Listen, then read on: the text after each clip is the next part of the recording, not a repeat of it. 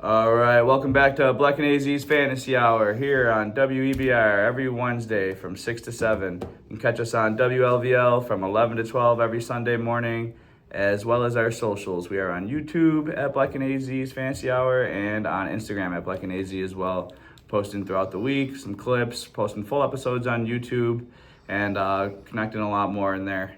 And yeah, we finally had our first NFL action last week, and what a game it was. Yeah, it was pretty awesome. Yeah, it was literally, if you watched it, it was the best Hall of Fame game ever, honestly. It's not a very high bar to clear, but... Yeah, I mean, I was looking forward to it just because of like some of the people playing in the game, most notably Carson Beck, and he was dealing the whole game. I think he was like 15 and 19 for like 190 yards and 2 touchdowns.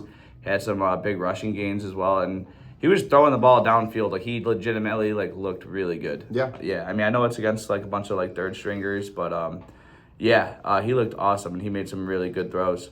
Haynes King punches it in the final seconds to win the game, 33-30. Yeah, it was a sick game from start to finish, honestly. Yeah, it definitely, just like with some of the response in the community, I guess, it just feels like everybody's really been missing football. 7 million views, they said. That's a ton more for than Hall of Fame. More than any NHL game, including the Stanley Cup last year. Ouch. Yeah, pretty crazy stuff. Yeah. Yeah, the NFL is king and is back. We did have our first look at the Bills Stadium. I did get to go in. It was awesome. I loved my seats. They had tons of different food and beverage options. It looked great, seriously. They have a Southern Junction in there. If you're not familiar, it's one of the best restaurants in the city. Go check it out on the west side. For sure. Yeah, it was awesome. It looked great. The sound system sounded amazing. I loved it. I can't wait to be in there all season long. But last week's episode, we touched up on our running back rankings, and the week prior, we did quarterbacks and tight ends. So this week, we moved on to wide receivers. Naturally, the progression of fantasy. Wide receivers are probably like the largest group or pool to choose from, I should say. A lot of leagues have even opted towards like 3 wide receivers, or, you know, with full PPR becoming more of the standard, wide receivers have gained a lot of attention in the more recent years in fantasy. So there's a lot to go over here, honestly. Starting off in the first tier, I kept it pretty straightforward, as most people have their rankings, and adjacent to sleeper as well. I do have Jamar Chase first. Any difference from you? I've got the same top 2 that most sites have, but I definitely pivoted a couple different ways in the top 8. I think that's kind of where I draw the line in like a tier break. I wouldn't necessarily classify all of the first 8 receivers to be in one large tier. Yeah. I think it kind of breaks off into 2, but yeah, I think that there's just, not that it's really being misrepresented. I just think that my expectations are a little bit different from what I'm seeing with ADP. Yeah, okay. So, but you do have Chase 1. I do, and Yeah. Puka 2. Okay, yeah, same. I mean, you could make a case for Puka. You really could. Yeah. I think that one of the biggest things missing from Puka's game early in his career was just the vertical threat, and we saw a lot more of that last year. Some of those huge home run plays. He's always going to garnish a monster amount of targets, a lot of receptions. He's almost an extension of the run game in some ways. But the big plays he was able to make down the field, contested catches, sideline catches, he showed like a whole new element to his game last year. Yeah. And I mean, the simple fact alone that Devontae Adams had 14 receiving touchdowns. If Puka takes 3 of those away, then Puka's wide receiver 1. Yeah, I mean, Puka was wide receiver 1 last year. He did finish as wide receiver 1.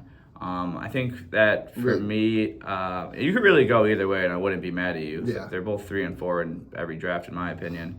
I just think that kind of similar how I talked about Bijan and Gibbs last year is like, if something were to happen to Matt Stafford, I think Puka would take a significant bump, whereas we've already seen Jamar Chase still put up wide receiver 1 numbers even without Joe Burrow. The proper backup, though. I mean, Jake Browning last year is maybe Joe Flacco too, yeah. Right, Flacco, he kind of had better numbers, but you know. I mean, Chase played half of last year without Joe Burrow and still finished as wide receiver 4. Yeah. So that is really why I take Chase there. With a full season of Joe Burrow, last time we saw he was the youngest Triple Crown we've ever seen. So the ceiling for Jamar Chase and Puka, really. I mean, for sure. I wouldn't be surprised if one of these guys was the first wide receiver to have 2,000 yards, honestly. And if it wasn't for T. Higgins and Devontae Adams on the other side of them, they probably would be. 100%. And they still could be. Yeah. But yeah, those are the top two in pretty much every league, and they're interchangeable. I just like Chase. I think he offers a little safer of a floor. Not to mention Puka has been banged up. He plays a different, more aggressive style. And there's a looming suspension potentially that was announced today by Adam Schefter, so we'll see how that goes. 3 and 4, this is my first tier wide receivers, just like absolute superstar wide receiver ones. Up till 4? Up till 4 for me. I have JSN at 3 and Amon-Ra at 4. Again, I really do think that the ADP on this is JSN is at 5.4 and Amon-Ra is 8.1. So almost a 3-pick disparity, and I really think it could be a lot closer. Yeah. And I almost talked myself into moving Amon-Ra over JSN. I did. Yeah, I think that the only argument is that JSN just does not have the same amount of competition like for targets. But it really could go either way. I love Amon-Ra. He's probably one of my favorite picks in the first round. Yeah, I don't know if it's more about some of the guys that I did slot ahead of JSN or if it's just about what I think about JSN. Like you said, there's less competition, or at least like high caliber competition for the targets. But losing Clint Kubiak, I don't expect Jadarian Price to be a 1-for-1 swap for what Kenneth Walker was able to do for that offense. And he had possibly like his ceiling season. So I do expect some regression. I'm not expecting him to score 10 or less touchdowns, but I just don't think it's fair to expect the same kind of production from him. So fair. I did move Amon-Ra St. Brown ahead of JSN at the 3 spot, and then I also have a couple other names that I think are pretty close to where you have them too. I have Justin Jefferson as my 4th receiver, playing with the best quarterback he's ever been able to play with under the coach, the quarterback whisperer head coach. I think he's primed up for a huge bounce back season, and this is after a season that I scorned him and declared I wasn't going to draft him. I've already drafted him in best ball leagues. Yeah, I think Justin Jefferson, I don't know how many times for the rest of his career we'll see, at least for this prime, that we're going to see Justin Jefferson potentially outside of the first round. He's at 12.4 in ADP, so he's going right at that turn. I have him as like my dark horse for even offensive player of the year. I love Justin Jefferson. I have him at 5. I'm comfortable taking him over JSN.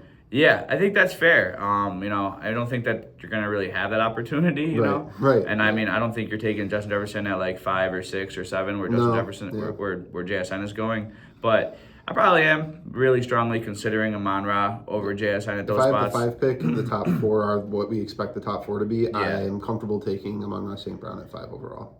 That's fair. Me personally at that spot, I'm probably taking like a CMC or Jonathan Taylor over either of these wide receivers. I really don't like 6 and 7 are probably like my least favorite spots to draft from right now in redraft. I'd love to get him on at 8 where his ADP is. I think that's a great pick right there. But moving down the list a little bit, I do have CD at 6 still, but I don't love that. He is Sleeper's 5th wide receiver, and he's going 10.6 in ADP. As much as I love the Cowboys offense and as great as I think CeeDee Lamb is, it's just George Pickens is just so great in his own right that it just takes away too much from CD to give him the same ceiling as some of these other guys for me. Somebody asked me, they were like, well, what's doesn't Chase have T. Higgins? Well, Chase is just generational, honestly. I wouldn't be surprised if at the end of his career he's considered a top 5 wide receiver ever. He trumps all of that. And on top of that, I just think that in the scenario where Joe Burrow gets hurt, Chase still is able to produce at a high level. I don't think I see that so much with CD or Pickens, really. So that's why I have it 6. I know you said you have a few more guys that are even ahead of JSN. So I do have one more. My 4th was Jefferson. My 5th is AJ Brown. That's fair. First season with the Patriots this season.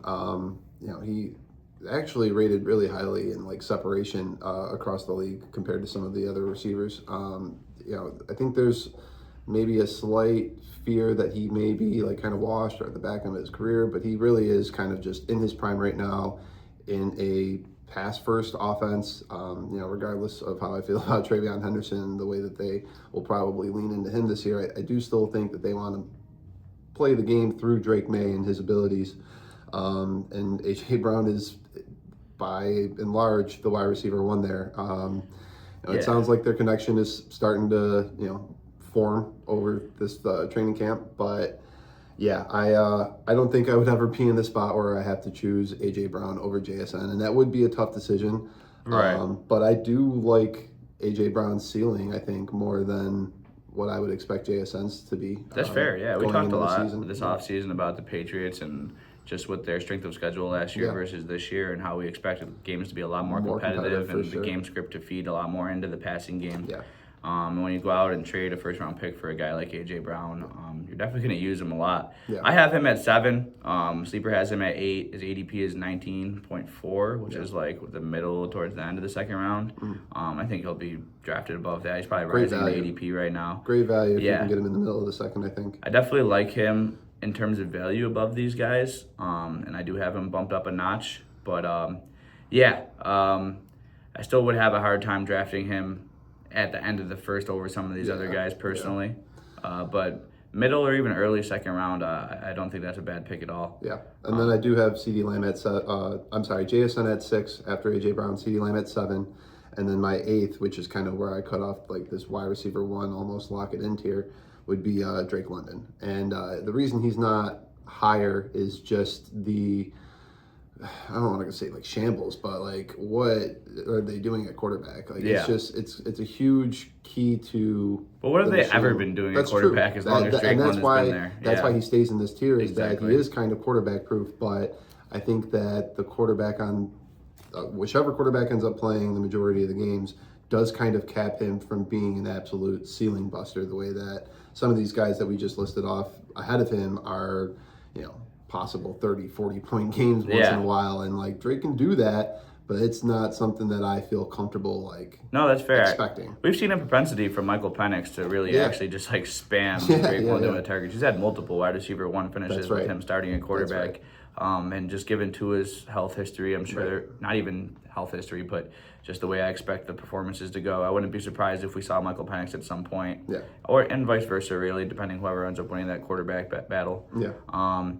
I do have a guy that I put up a few spots, Malik Neighbors. Yeah, that's one of your guys. Sure. I love Malik Neighbors. He was one of my favorite prospects coming out. I think he's so sick. I think everybody's excited about Jackson Dart and the Giants' offense. And Malik Neighbors has looked great in any video I've seen of him in camp so far. I don't see why he wouldn't play week 1. I don't really have any injury concerns.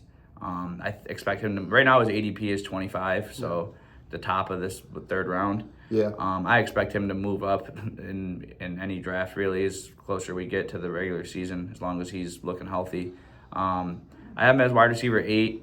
So my first tier was Chase, Puka, JSN, Amon-Ra as just superstar wide receiver 1s. This next tier is like legit wide receiver 1s, and that was Justin Jefferson, CD, AJ Brown, Malik Neighbors, and then I have Drake London at 9. Gotcha. I think any one of these guys potentially could finish as wide receiver 1 in the right circumstances.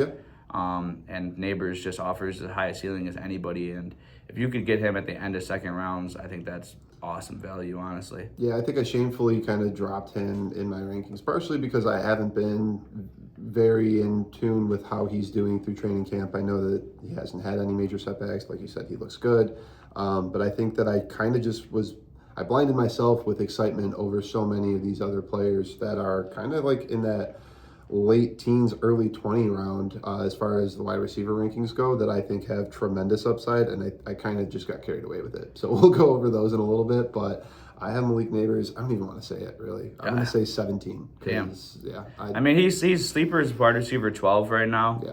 And like I said, I expect it to rise as it gets closer to the actual fantasy drafts and closer to the regular season, depending how everything goes. It should. But I just love Malik Neighbors. He's so sick. One of my favorite players to watch, honestly. Yeah. Moving on to this next tier, these are kind of like they're still wide receiver 1s. They're definitely all still wide receiver 1s. I don't want to even say low end wide receiver 1s. I want like these guys have the ceiling to be a wide receiver 1. Yeah. At season's end, due to whether it's injuries of some of these top guys or just missing time. Or, I mean, they're my 10 through 14, so I guess you could call them low end wide receiver 1s. Yeah. I do have Pickens at 10 still. He was wide receiver 5 last year. He's getting drafted as a wide receiver 10 right now, and I think that's fair. He's on a franchise tag. He's still trying to earn a big contract. I expect him to ball out as much as he can to get that bag. And he's a bag chaser. So 100% he is. Definitely going to do everything he can. And I respect that. For sure. I do have Chris Olave at 11. He finished as wide receiver 6 last year. He's currently getting drafted as wide receiver 13. I think he's a sick player when he's healthy, and we've talked about the Kellen Moore offense sometimes this offseason and how they love to throw the football. If Tyler Shuck can continue his projection the way he finished last year moving into this year, and they do finish inside the top 10 in pass attempts, which every Kellen Moore offense basically ever has, I think Chris Olave's in for another big year. And like I said, the really only concern with him is his health history. Moving down to the next person, me and Bleck, we talked about this guy. Neither of us really love him a lot, but he did finish as wide receiver 8 last year. Nico Collins. Don't even know how. Yeah, I feel like I don't hear about this guy ever. I've never had him on a fantasy team. Yeah, I really haven't. But Nico Collins, yeah, I mean, we've talked about Houston's offense, the upgraded offensive line. I think they have some help around him. Yeah. Tank Dell coming back too. For Yeah. Whatever that's worth. I think that this just seems like a fair spot for him. Maybe not, the sexiest pick at this point of your draft and kind of what's the turn here, the second, early third, end of the second. But seems like a safe pick, really. And I don't hate it. I don't love it, but I don't hate it. Yeah. So I mean, Nico Collins is just one of those guys that I'm just probably going to pivot to. Not one of my guys. Especially that early. I'm probably going to pivot to a running back at that point. Yeah. Or maybe one of these tight ends that fall if you're in the back half of the second round or early in the third. If you like Nico Collins, that's all. That's cool. Sure, I get it. He's probably done you right. My guy. Just not my guy. Yeah, just not my guy. Also, I just am not a huge CJ Stroud fan personally either. No, I don't really. I trust Davis Mills a lot. I really don't expect that team to be in many shootouts. No. I don't really expect them to be trailing heavily in a lot of games. So a lot of that game script doesn't really favor Nico Collins. But yeah, I mean, he still finishes pretty well consistently. So for that reason alone. On my list, a little bit skewed because I have Neighbors so much lower, but I do have a pretty similar order to you. I have Pickens at my 9, Olave at my 10. But 11 and 12 is kind of where I deviate. And just looking at the list of players, I would much rather have these two players than a Nico Collins. And the value is probably unwise to take them over Nico Collins, which is why I would pivot to a running back. But at 11, I have Zay Flowers, and at 12, I have Devonta Smith.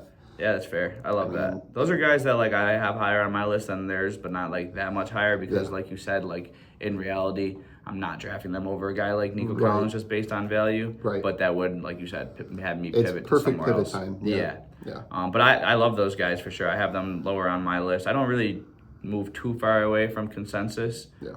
But those are guys that I have in the next tier for sure. I do have Rashee Rice at 13.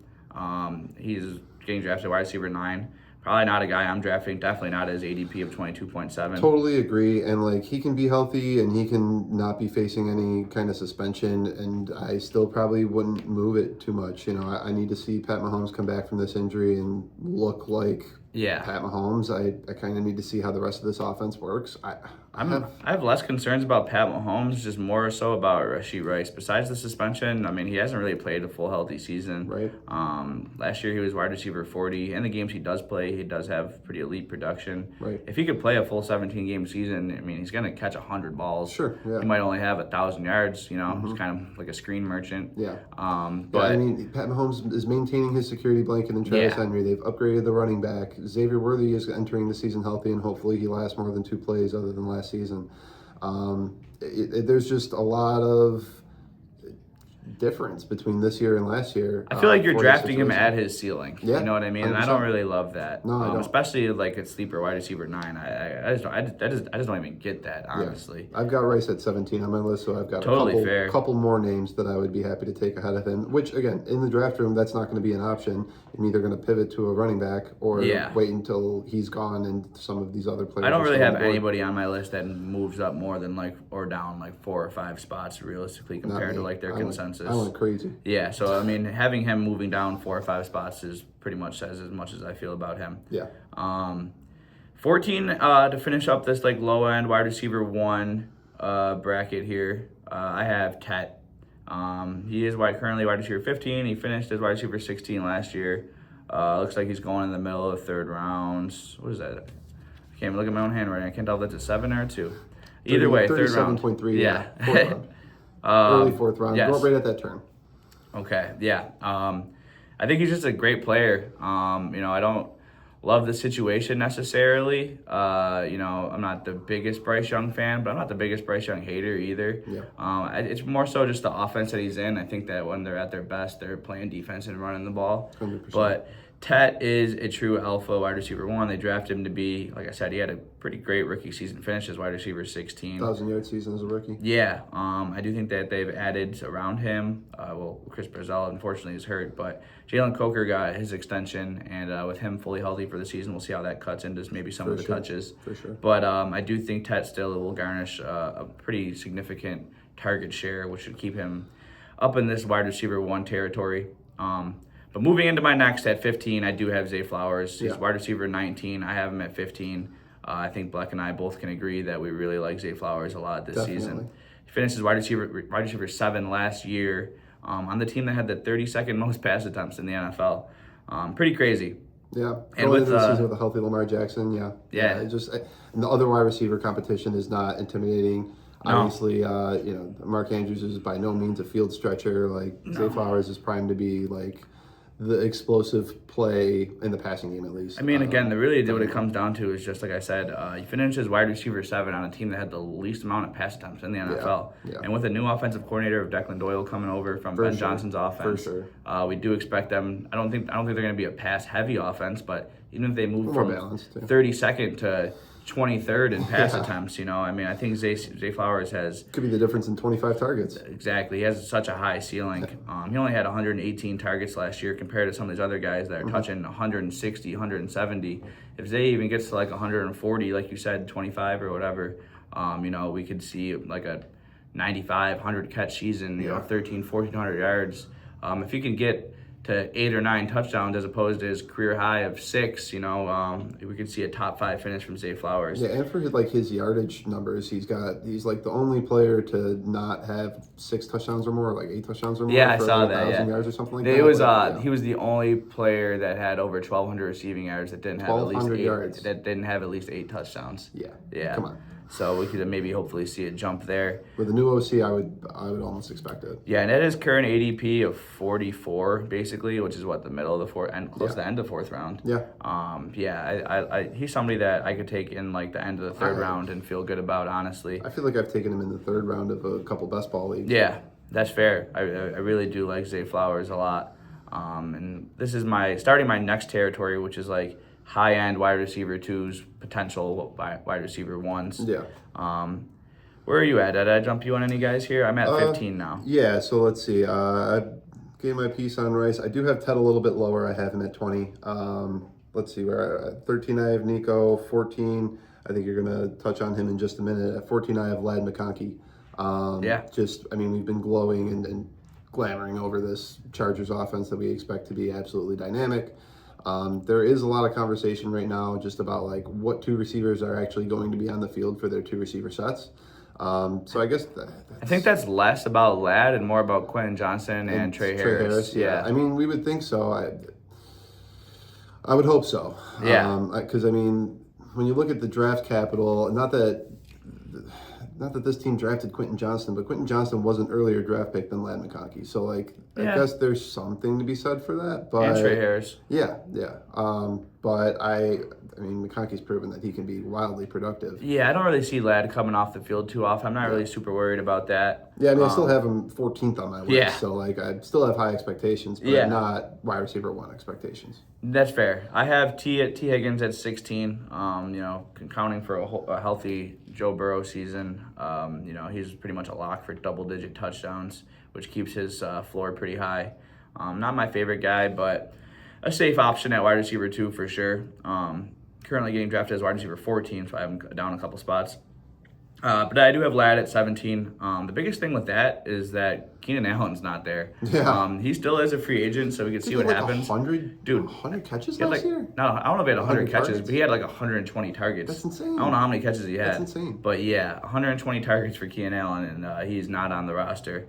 Any roster, like you said. Yeah. That's nuts. If Ladd could even get 40 or 50 of those, that'd be pretty sick. Yeah.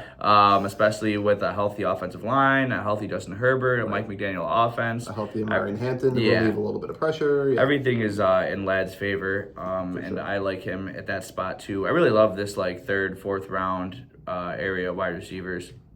I really think it's a good year to go like running back heavy early, and then potentially even like we've talked about. I think this is a big reason why I feel so comfortable taking like a Brock Bowers or Trey McBride in the second round, because I feel really good about all be receiver. Yeah, I feel really good about these wide receivers in this territory here. 100%. I think they all offer pretty good value. Moving to my next guy, talking about high ceiling, Luther Burden. I have him at 18. He's getting drafted as wide receiver 17. Unfortunately, he did sustain an injury in training camp already. He's looking. He looks good though. He looks good though. Yeah, they posted a video of him. I think yesterday or today. He was walking around, no limp. They basically said it's like 2 to 3 weeks with 5 weeks left till the home opener or season opener. I think he should be more than healthy and ready to go. But yeah, the thing is with Luther is that it's like he's not like a secret at all. You know, kind of drafting him.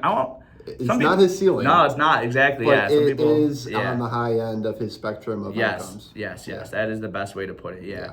There is a world where he is like a top 10 wide receiver finish for sure. People are calling him like Luther St. Brown, you know what I mean? Like they're talking about him as Ben Johnson's new Amon-Ra, and I see why. I mean, Ben Johnson really cannot shut up about Luther Burden. Honestly, it's like every day in camp, that's all they talk about is Luther Burden. I love him. Everybody does really, and that's why he is so high after finishing as wide receiver 48 last year. Getting drafted as wide receiver 17. I actually have him as wide receiver 18, so I had to move down one. Even I am trying to be modest on expectations, but that's a guy you could take in the 4th round as your second wide receiver if you really want to shoot for the stars, and he could end up being a league winner. I would not be too surprised. But even his floor, I mean, I feel like worst case scenario with him is just the injuries, honestly. Yeah, and he had some injuries in college. He plays kind of a physical game, kind of similar to Amon-Ra. And his floor is potentially the 3rd passing option on that team. I mean, I wouldn't expect Rome Odunze to be head and shoulders above him in the pecking order, but Colson Loveland is also a really good tight end in his own right. We've had discussions about him potentially ending the season as tight end 1. That is true. It's situational, I guess. There is a world where he is the 3rd option in that passing offense. And that's the floor, though. But that's the floor. And the 3rd option and what we probably would consider to be a top 10 passing offense, maybe, with Ben Johnson and the weapons around Caleb. And Caleb taking another step. You got to go smash Caleb over 4,000 yards this year. Seriously. Gotta. First Bear ever. First Bear. Unreal. That's one of the craziest stats going in the NFL. Seriously. So let me just catch up a little bit real fast because a couple of the names are fallers on my list. So I did drop T. Higgins down to 21. Tet McMillan down to 20, even though I do like the Carolina Panthers going into the season, just with the pass volume offense, like you said, it's just not... Doesn't have the same ceiling. Right, it's not there enough to bump him as high as I think he's being drafted. And I did drop Luther Burden a little bit to 22. Granted, I was thinking about the little training camp injury, but...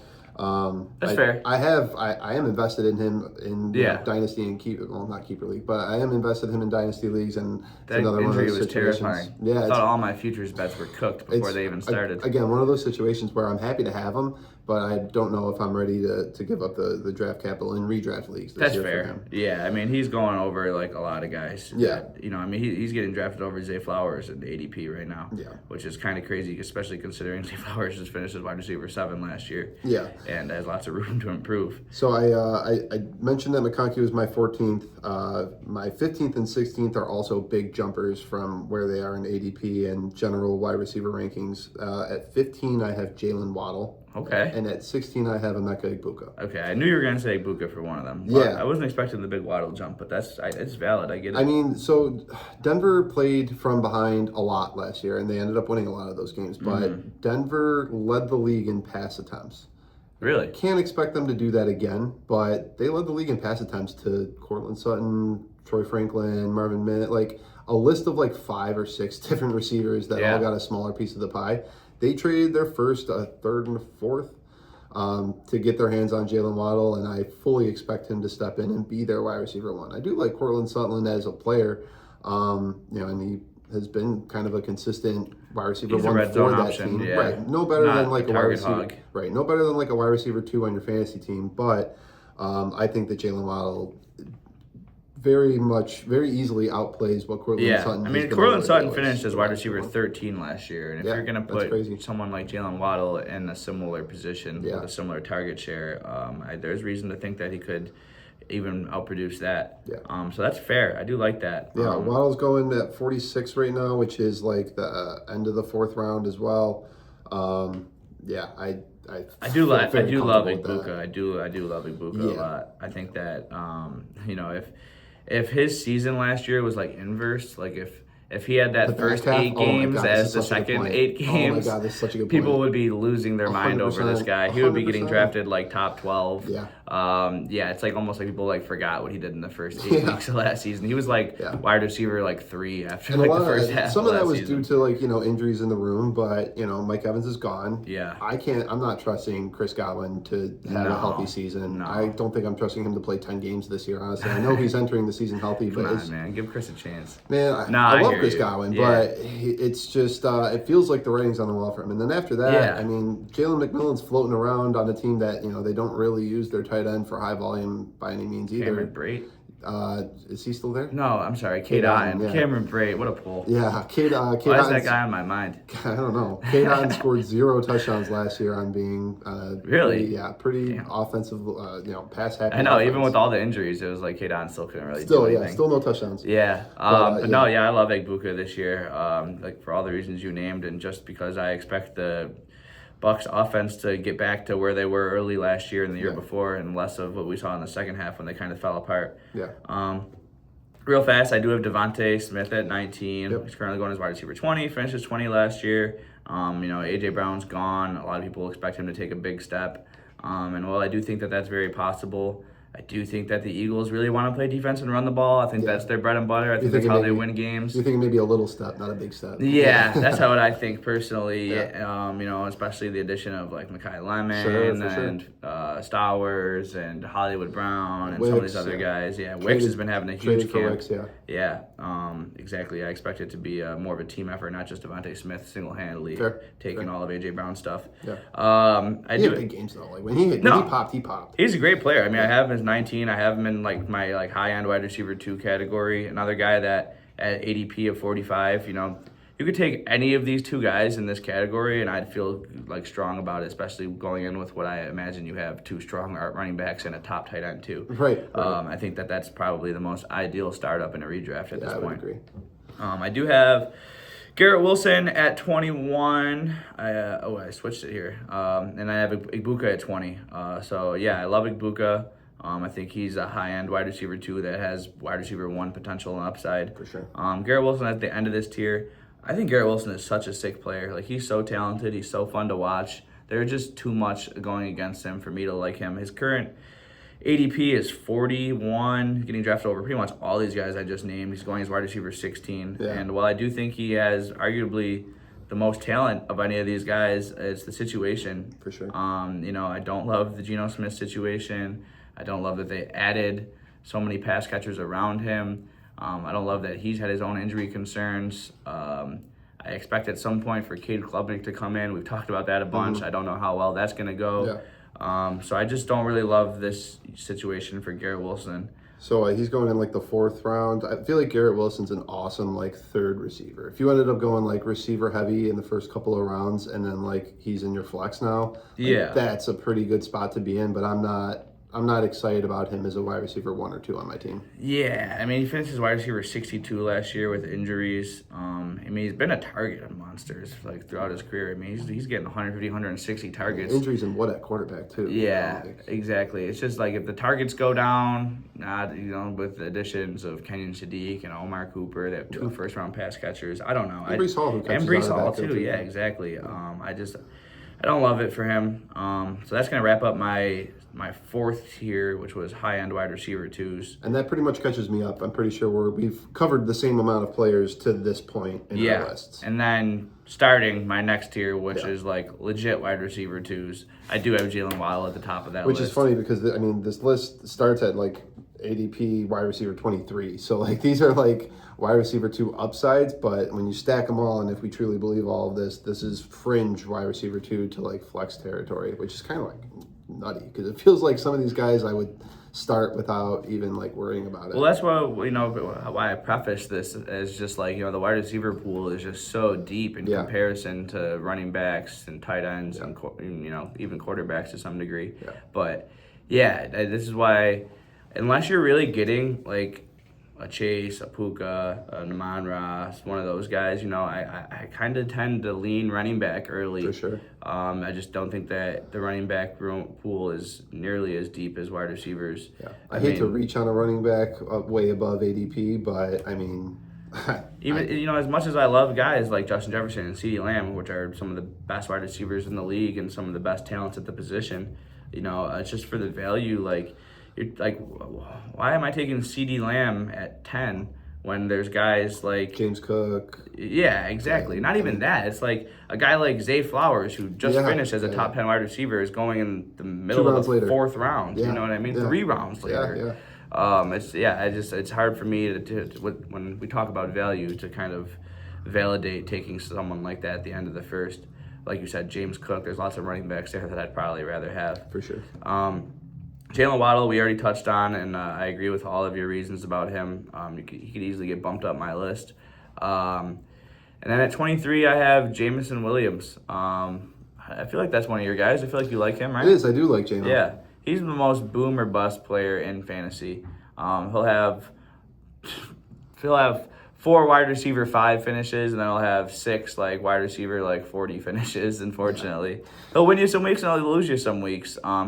He actually finished as wide receiver 12 last year, which is kind of crazy. I really do like his position going into the season. I know I mentioned it when we brought up the quarterbacks with Jared Goff, but the back half of the season is all good weather and dome situations, and he is just an absolute burner. Averaged 6 targets per game on the year last year, which is decent volume. It's obviously not low-end wide receiver 1 or high-end wide receiver 2, but what he's able to do with those targets sometimes can lead you to 20-point weeks, and sometimes it'll leave you with a 5, 6, 7 point week. Seriously. But I do like his situation going into this year, and I would feel very comfortable with him as a wide receiver 2, which is kind of funny because he goes after Garrett Wilson, who I said, if he's your wide receiver 3, you're in a good spot. But I would be comfortable with JMO at wide receiver 2. Yeah, current ADP of 51.6, which would be what, in the 5th round? Yeah. 5th. Yeah, I mean, there's a world where he's even getting drafted. A lot of these guys, if they're getting drafted as your flex, I think that those are some high-end wide receiver 3 or flexes. Yeah. This is my legit wide receiver 2 territory. I'd feel comfortable with them there. I have DJ Moore at 24. He was a little bit of a riser for me. He's currently getting drafted as 27. Finished last year at 35. But prior to that, he's never finished outside of the top 24 since his rookie season. So he put up 6 or 7 straight years of top 24 finishes, and I expect him to get back to that this year. He's looked great in camp here in Buffalo. That's all they've been talking about is the connection between him and Josh Allen. Gotta love it. Gotta love it. The Bills gave up significant capital and cap space, really, for DJ Moore.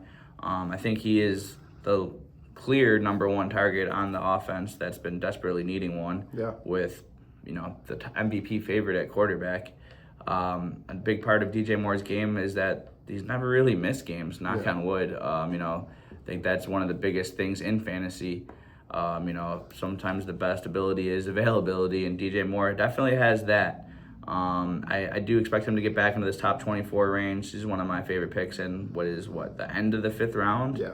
If DJ Moore is your flex, I think that's awesome. Yeah, for sure. Here in Buffalo, it's obviously fun to have a guy like that to root for. You don't really have to pay too much to have him, he might here, I guess, but I like DJ Moore a lot there. I really don't like this tier for me at all. I don't love any of these guys. This is the end of guys that I'd be comfortable taking. So I have DJ Moore at 27. Yeah, I probably double dipped in rounds 3 and 4 at some of these guys. Yeah. 4 and 5 at least. A couple of the guys that I have ahead of him, and this is very close to DJ Moore's almost the end of this tier for me. Terry McLaurin, I have at 23. Even with the addition of Diggs, I think that he's primed for a much better season than last year due to injury, and then obviously Jaden Daniels' injury. I loved Terry, I really did, and then the Diggs, and then Laramie Tunsil out for the season really stunk. That's tough too. Laramie Tunsil is arguably their best player on offense, maybe, and him being out for the season really hurts. Definitely. But I do like Terry McLaurin a lot. Yeah. Jamison Williams at 24 for me, and then a couple of old heads, Mike Evans and Devonta Adams back-to-back at 25, 26. Yeah, I have Evans and Devontae at 25 and 26 as Yeah. well. I just had DJ Moore jump both of them. Yeah. Yeah, I don't hate that. I don't really see me having a lot of Mike Evans or Devontae Adams. They would have similar like upside in terms of like touchdowns. Like they're both like elite like red zone options. Yeah. Mike Evans could potentially be like the number one option on his team. He might be the only option on the team by the time that season I know that's starts. what I'm really worried about. I'm worried about the injuries with him. He's already had injury concerns. He's like 33. He doesn't really move the way he used to. I mean, if he played a full 17 games, yeah, I'd feel great about him. I just don't know if I could count on that at this point of his career. Yeah, I think if he plays a full 17 games, he leads the league in passing and receiving touchdowns. Potentially, yeah.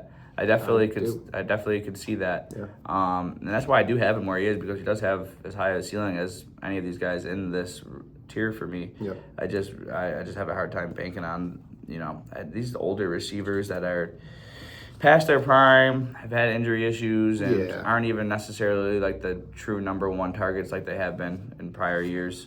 Devontae Adams, same thing. I mean, he's due for regression, right? He's not going to have another 14 touchdowns at age 34. Maybe. I don't know. I think that right? the thing is with him is that, he does have the benefit of playing in arguably the best offense in the NFL, and he doesn't necessarily, with the attention that Puka garners, it does leave him in a lot of one-on-ones, which I still think he's able to win. And then after him, the only other target competition is the tight end room. Pretty much. Yeah, the whole room has all five of them. All five of them. Yeah. As with Mike Evans, they drafted Stribling. Pearsall's already done, unfortunately. R.I.P. R.I.P. Man. They brought in Christian Kirk. I feel like they have somebody else I'm missing. They re-signed Debo, right? Yes, they did. Yeah, they re-signed Debo. They did. And they have, probably the number one pass catching back in the NFL, and Christian McCaffrey. Yeah. And George Kittle is looking like he might be ready for week 1. Surprising. Yeah, that's kind of crazy. And again, like they play in Australia week 1. I don't know why they would force him back before. Yeah, but I don't know. I don't run teams. Yeah, the 49ers is a weird one for me to predict. Yeah. Moving down the list, I do have Carnell Tate at 27. He's currently getting drafted at wide receiver 28. Mm-hmm. I really like Carnell Tate. He's getting drafted in like the start of the 6th round. I think that he's somebody that you could draft as like a lower end wide receiver too, but definitely as like a high option flex. Yeah, I was cold on him earlier in the offseason, but I'm coming around to the idea of taking him where that value is. Just seeing what Brian Dable was able to do with Malik Neighbors in his rookie season, and I don't think Carnell Tate is the same level of prospect as Malik Neighbors, but I mean, it just shows that he's not afraid, at least, to give a rookie wide receiver a bevy of targets, for sure. Which I don't see why we wouldn't see that with Carnell Tate. For sure. I think Wandale Robinson is a good complementary player, but he's not an alpha wide receiver 1 like Carnell Tate is. When you draft a guy, 4th overall too? That's a huge part of this. Yeah, and I think that Cam Ward plays his best when the plays break down, and that's when Carnell Tate comes into play. Yeah. You give him some time, he'll get some separation, and he can make plays down the field. So I do like him a lot at 27. Kind of reminds me of Tet going in this range last year, and I think that he hopefully can give a similar return. And then I have Terry at the end of this tier, Terry McLaurin. I wish I had him higher, and I really did. Like, if you would have asked me like a week ago, I would have been like, dude, Terry McLaurin is a smash. Yeah. And then their superstar left tackle, Torres Peck, and then they signed Stephon Diggs. Diggs doesn't scare me as much, but Tunsil is a big deal. I mean, Diggs doesn't scare me too much, but like that's a guy that's going to get like 80 to 100 targets, you know what I mean? Whereas prior, I don't think they had anybody even close to Terry. Right. Maybe it helps Terry and opens up the field for him a little bit. Mm-hmm. But it bumped him down a little bit for me. Sure. I probably would have had him maybe like at 24 or 23, and now he's down to 28 for me. That's fair. So that wraps up my what is that, like my 5th tier, I believe, of legit wide receiver, like wide receiver 2s, maybe low end wide receiver 2s, depending how you view it. If you wait until the 5th or 6th round to take a second wide receiver, which I doubt most people would. Yeah. But yeah, that's how I wrap it up. Is there anybody else in your top 28 you wanted to throw in there? No, not really. I mean, at this point, outside of like maybe the next 2 or 3, I think anything after the next few are just kind of like not dart throws, but far more opinionated. I find that I had way more variance at this point in my rankings versus what Sleeper has as ADPs. That's fair. I think I had that more early in the middle there, but I do have some here. I mean, this next group, which is going to be my high-end flexes, low-end wide receiver twos with, however you want to call that. I have Parker Washington at the top. I love Parker Washington. I can't give me enough Parker Washington. I thought I had him too highly rated, but you have him higher than I do. I have him at 29. He's getting drafted at 33. I love Parker Washington. I have him being drafted at 38. Oh, really? Yeah. I Full did. PPR. I don't know if that. Yeah, I guess I didn't double check that. But yeah, I mean, I think the dude is a monster. I think that he's rising in ADP and in ECR and in conversations all over the place. he finished as wide receiver 27 last year, and he didn't really break out until after week 10, I think, where he finished in top 12 or top 15 in points per game or something for the whole second half. Yeah, he was sick, and I don't see why that. It's all that they've been talking about in Jaguars camp. Everybody talks about over there in Jacksonville. I think that carries over into this year. I wouldn't be surprised if we see an extension for him sooner than later. For sure. Yeah, I love Parker Washington, especially his ADP is 70. So what is that? End of the 6th round? 70 is, end of the 6th round. Yeah, I mean, if Parker Washington's my flex, I'm feeling awesome. For sure. Seriously. For sure. And then the next guy that I have is in the same vein, Christian Watson. Yeah. A guy that's been a riser. We've talked about him throughout his career. He's shown flashes. Really put it together in the second half last year, and he's got a lot of things moving in his direction going into this season.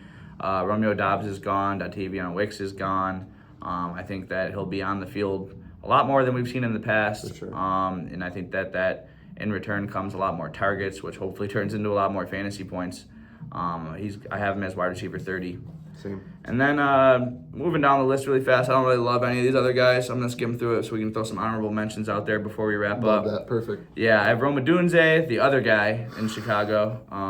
Don't love him, don't hate him. I have DK Metcalf at 32. DK Metcalf's only 28. I feel like we think he's so much older. Yeah. I think that getting away from Arthur Smith offense should only be beneficial for him. He did finish as wide receiver 26 last year, so he's not really getting talked about or drafted, but I think he's a safe pick as a flex, honestly. Jordan Tyson, I love him as a prospect. Health, that'll be the big health is the big thing. On him. And we are banking on a Tyler Shuck progression. We're banking on a lot of pass attempts.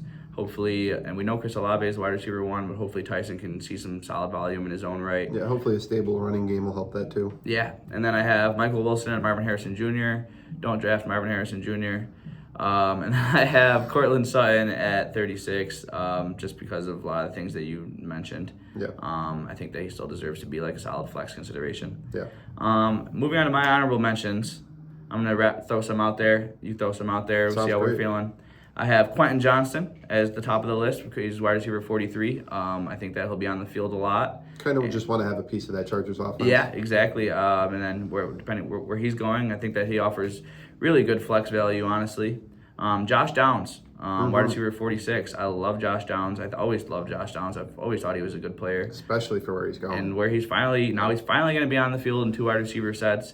There's going to be points of the year where he's wide receiver 1 because Alec Pierce is already hurt. He might not even be ready to start the year. Yeah. If Daniel Jones is healthy and ready, I think Josh Downs is in for a big season and should outperform wide receiver 46. He probably should offer good flex value. For sure, going around the 11th round too. Yep. Stephon Diggs, wide receiver 49, and Jaden Higgins, wide receiver 50. I think both guys that have good chances to finish in the top 36 and offer flex value. Jalen McMillan, somebody that I really like a lot. We talked about the Bucs offense taking a step. I've got him on the side too. Yeah. We talked about Chris Godwin not really being a real player at this point of his career, unfortunately. The inevitable Chris Godwin injury will only lead for more opportunities to Jalen McMillan, who we've seen high ceiling floor weeks from. I like him a lot at that point, getting drafted as wide receiver 62. And then I have some wide receivers, some rookies I want to throw out. Jacoby Lane, somebody I really loved throughout the dynasty process, somebody I've loved throughout the draft process. Grabbed him on the best ball team. I love where he got drafted. He might be the biggest winner from training camp so far. It seems like every single day all you hear about is Jacoby Lane making highlight catches. That's something that he was known for in college too. If he can really solidify that wide receiver 2 role and what we expect to be a more pass-oriented offense, pass-friendly, that's a good way to put it. I think Jacoby Lane is a dart throw at the end of your drafts. I like that. DeJon Stribling. Seems like he's... By circumstance, seems like he's locking up a top 2 wide receiver role on a 49ers offense that we expect to be pretty productive, just given Kyle Shanahan. I like that a lot as wide receiver 76. And then the last guy I want to throw out as a complete dart throw, Caleb Douglas, rookie wide receiver for the Dolphins. Somebody's He's had a gotta great catch camp. passes. Somebody has to catch passes, and the Dolphins just released their first official depth chart today, and they listed him as a starter, which is pretty crazy. Interesting. Yeah. Didn't see that. Yeah. A little bit of overlap. I also have Jalen McMillan on my short list to make mention of. Josh Downs also is a great call. Jaden Higgins is a great call. But a couple names that are a little bit older that I think need to continue to be monitored. I don't know if you know this, but Michael Pittman has not had Michael Pittman has not had a single season where he finished less than wide receiver 20. Damn, man. Good for Michael Pittman is like Nico Collins. Yes, he is. Of like yesteryear. Yes, he is. 100%. That's Yeah. so true. So Pittman's right now Like wide somebody receiver. I've never had. He's wide receiver 44. ECR has him at wide receiver 36. He's going at 102, which is like the 9th round. Yeah, that's like the same as Quentin Johnson. Yeah, it is. I very much more than the next name I'm going to drop, expect him to finish far above where he's being drafted as far as the wide receiver ranks.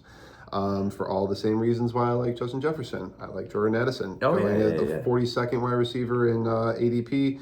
I think that his play style fits well with Kyler Murray as well as like a downfield vertical threat. And they add Juwan Jennings, who could muddy the water or he could help. That's like Kevin Durant going to the Warriors. Yeah. that's what Juwan Jennings said. No. Yeah, they interviewed him.